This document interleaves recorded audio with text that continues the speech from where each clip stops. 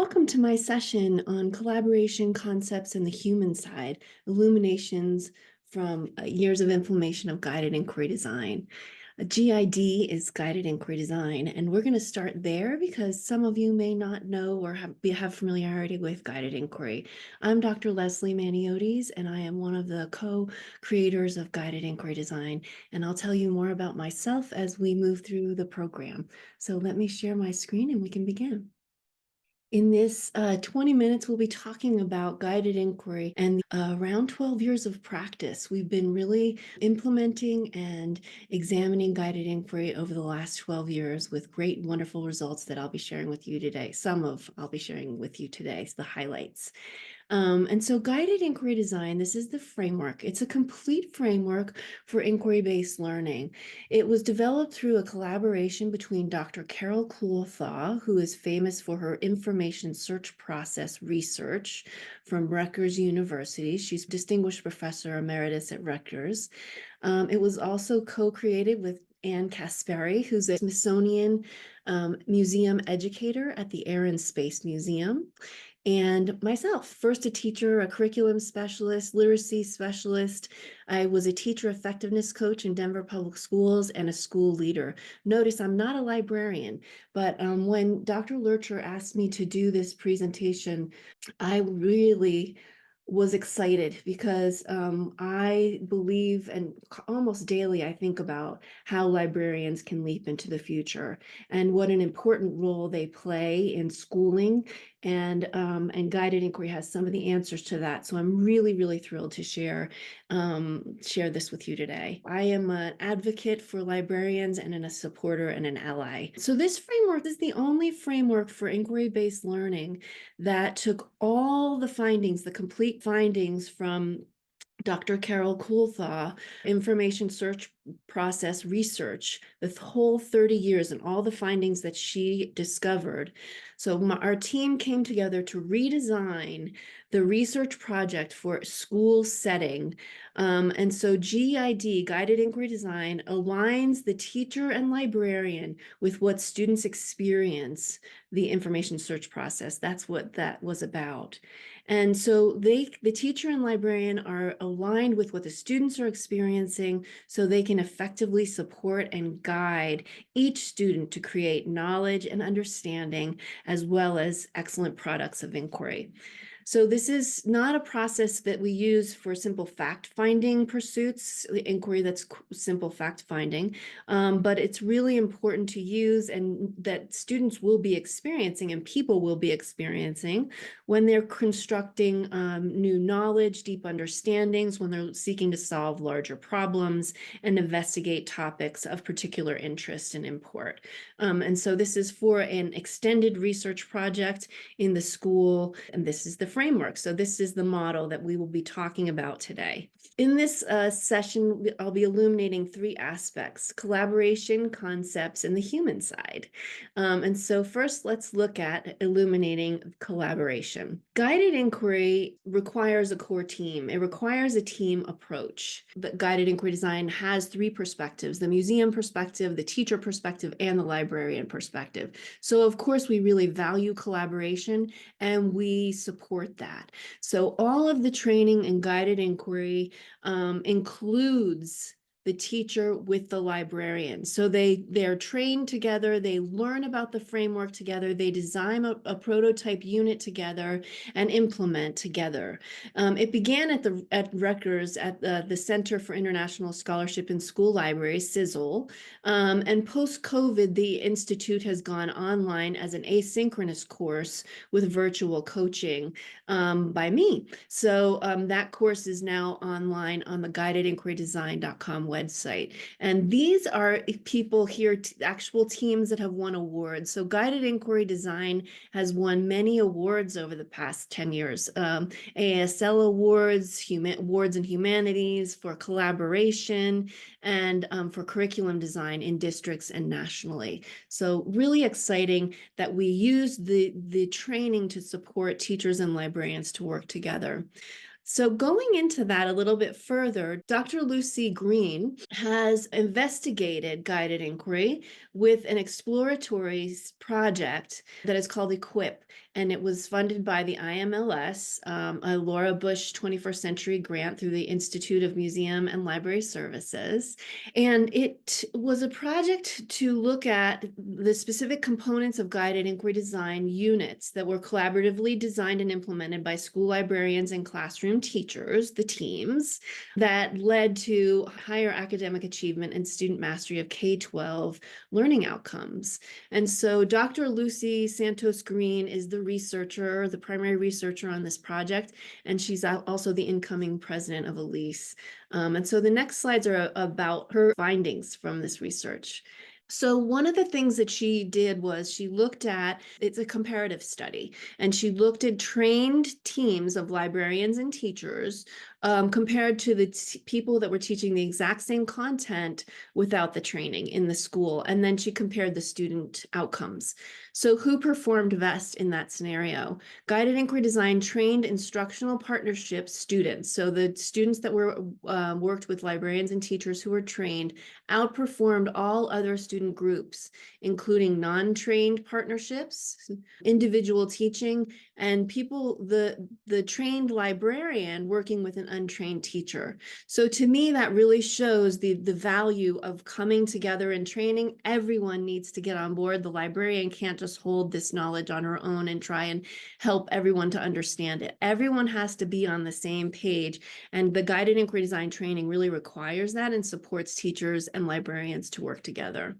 And so you might be wondering, how did that happen? Why did that work? Well, the findings from the study continue to show that what really did help was the structured collaborative teaching that guided inquiry provides. So collaborative teaching between school librarians and classroom teachers on inquiry-based units without the application of a scaffolded framework, without it, addressing co-planning, co-teaching, and co-assessing, has no impact on student learning, no significant impact on student learning.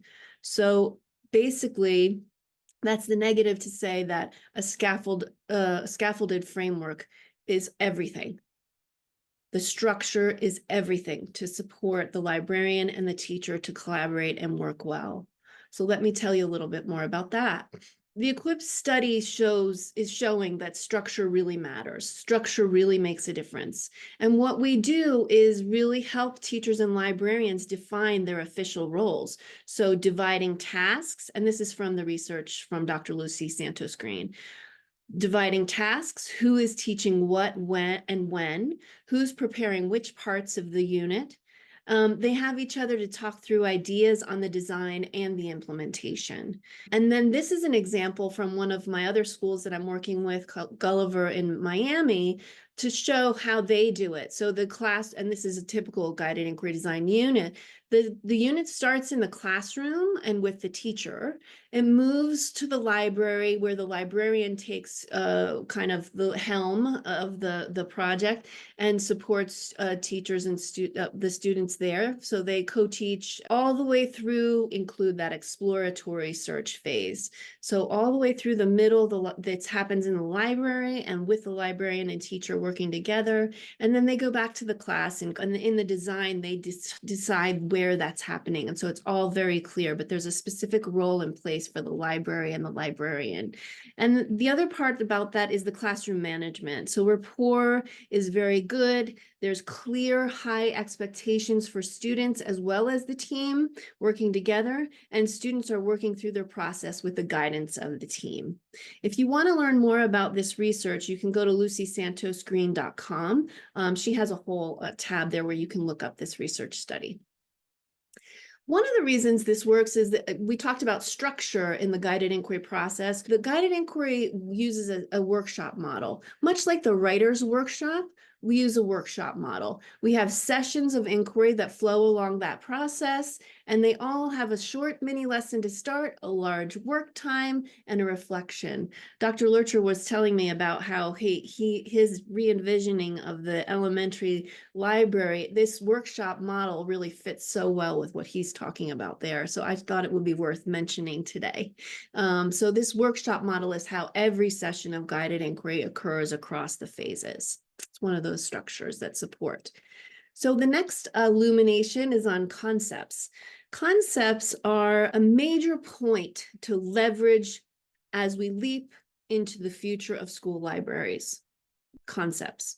Information literacy is the librarian's expertise, and it is the major value that libraries add to the schools they serve. Now, that's from a teacher's perspective. So I see that as a major, the prioritized value that librarians add to the school. Through guided inquiry design, information literacy learning can be integrated as concepts, not only as skills. While skills are needed, of course, it's concepts that are lasting and that will serve our students into their future, which is what we're seeking to do. Literacy, of course, is important. I'm a literacy specialist. I totally believe that. And it's an important role of the librarian. But learning how to locate, evaluate, and use information is part of the library's professional expertise that no one else in the school has. So when we're talking about locating, evaluating, and using, we'll be talking about those three. Let's look at this one here. When teaching alone, teachers almost exclusively focus on location skills. So when set on their own, teachers recognize it's important for students to locate information. But when teaming up with the librarian, the potential reaches much more. One of our core concepts for locating of guided inquiry design that will help students wherever they're seeking information is the difference between searching in the library and searching online. That the library as a concept is an important thing for all people to know. And you can see how that, just think about that, the implications for teaching all students understanding the concept of a library. What is a library? There's search strategies that are concepts that can be used anytime. So that's an idea about locating. Now, in guided inquiry learning in the 21st century, this text here on the left, Dr. Carol Coulthaw wrote 2 chapters, chapters 6 and 7, about the information literacy concepts. She identified information literacy concepts and created kind of a curriculum for using concepts instead of skills, from moving to concepts instead of skills. This is the 2nd edition of this text that came out in 2015. Since then, we created this course, Becoming Information Literate, where I interviewed Dr. Carol Coulthaw to go into deep depth about these concepts. Let's expand on these concepts. And it's available on the Guided Inquiry Design website in the Guided Inquiry Academy. And right now I'm working with cohorts in Massachusetts learning about this, and it's shifting the way they're thinking, their priorities, and giving them a new focus for the work ahead in their school library. So I'm really excited for what the outcomes of that will be. So I talked a little bit about locating concepts. Let's talk about the others. Evaluating is an essential information habit. So rather than seeing evaluating as a checklist or a skill, it's actually a habit that we need students and everyone to get into. Anytime information comes across our feed, we need to evaluate it. So guided inquiry, the inquiry process, and evaluating in the library and thinking about evaluation as a concept really can support us to build that habit in students. And these are just a sampling of the concepts. There are many more in the thing, but I just wanted to give you a highlight of how this could shift the way we're doing things in libraries and schools. And then actually, when we think about information use, inquiry is information use. When students are engaged in a deep process of learning from information and their own research, that is information use. And so just by doing guided inquiry design, students are able to use information to learn, to construct new understandings, to create amazing products, to show what they've learned and what they're understanding. These are some students from Chesterfield County in another award-winning unit, the Brotherhood unit. Shout out to Lori Donovan, the head of libraries in Chesterfield County, Virginia. And these folks are looking at maps, thinking about information in their town, locally in Richmond, the history. They're engaged in using information to inform their new thinking about ideas. So let's look at the human side. So what do I mean by the human side?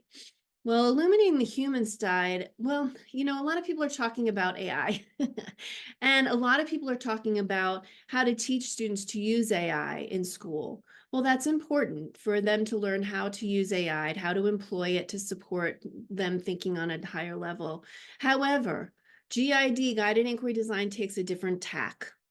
Guided inquiry design supports educators by creating assignments or doing work in school that provides opportunities for students to dig, to learn about their interests, and create things that AI could never replicate. This is what I call the human side of schooling. And so guided inquiry design helps us to emphasize that human side of learning. Let me explain. Here's the framework again. The first three phases of the guided inquiry process lead up to the midpoint, the turning point that I identify in the middle there, when students are ready to identify what they're interested in learning more about, what they will pursue deeply. These three phases in the beginning systematically open students to wonder and become curious and investigate their own interests, help them to find their interest, determine their interests. That doesn't come easily. That takes time. And the outcome of those three phases is that each student is given the time and means to actualize what I call the third space. And I'll explain. So guided inquiry design is so personalized that AI could not replace what the human creates here. And this is a quote from a student in an intro to psychology class in high school. He said it this way: "For me, my uncle has PTSD, so that's why I wanted to know more about it. This GID gave me a chance to really dig deep and understand much more about it." Let me further explain. So this is an example of third space. Chris Gutierrez was one of the first people to look at third space in education. I became fascinated with the idea, and it became the focus of my dissertation. The concept is applied throughout guided inquiry and provides a watermark that runs through our framework. So listen again to this high school student who described his third space connection. Before I do that, actually, let me describe. The content of the classroom, third space is where the content of the classroom blends with the student's world. The student's funds of knowledge and content come together. And in this student's example, it's the PTSD, learning about PTSD. The student says, "You know how sometimes you're in a class and the teacher touches on something you are really interested in? Well, GID gives you an opportunity to really dig deeper into those things that we really quickly covered in class, but you're deeply connected to."